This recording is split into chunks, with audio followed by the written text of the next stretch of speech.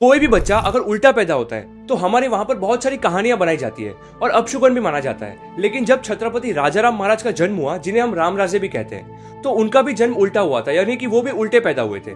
तो मराठी में उसे पालथा कहते हैं। तो जब छत्रपति शिवाजी महाराज को इस बात की पता चली, तब उनका रिएक्शन क्या था वो देखते हैं। तो सभासद बखर में, जो कि कृष्णा जी अनंत सभासद के द्वारा लिखी गई थी और वो भी महाराज के कंटेम्पररी थे, तो ये जो सोर्स है वो भी कंटेम्पररी है।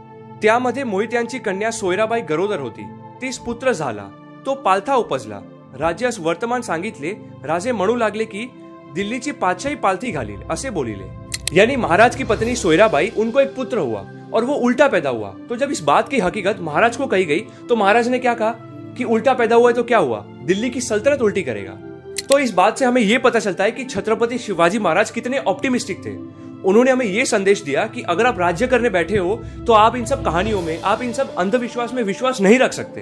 और महाराज ने जैसा कहा था वैसा ही हुआ। मुश्किल घड़ी में मराठा साम्राज्य को छत्रपति राजाराम महाराज ने ही संभाला और उनके निधन के बाद उनकी पत्नी यानी कि महारानी ताराबाई ने राज्य को आगे बढ़ाया और एक समय बाद मराठाओं ने पूरे हिंदुस्तान पर अपना कब्जा जमा लिया।